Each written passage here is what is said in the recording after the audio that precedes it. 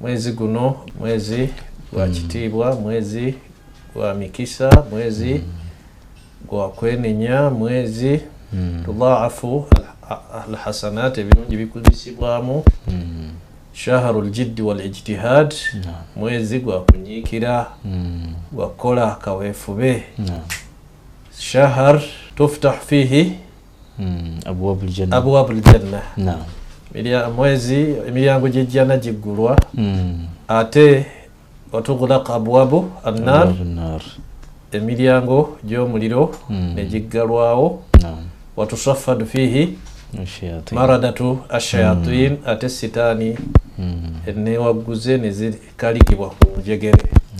Fastakthiru fihi min alkhairat, mbeere nga muyitiriza ebirungi. Teweerabira nti omwezi guno fihi layla, mulimu ekiro khairun min alfi shahr, kyekisinga obulungi emyezi 1000. Ate era teweerabira nti okusaba kwonna kw'osaba mu mwezi guno eri eyo yasiibye okusaba kwe mutakabbal, Allah akola ki? Allah akwanukula. N'olwekyo tuyitirize okusaba, tuyitirize istighfaaru, tuyitirize tawuba, twenenye ebibi, olunenya olwannamaddala tuleme kubiddira.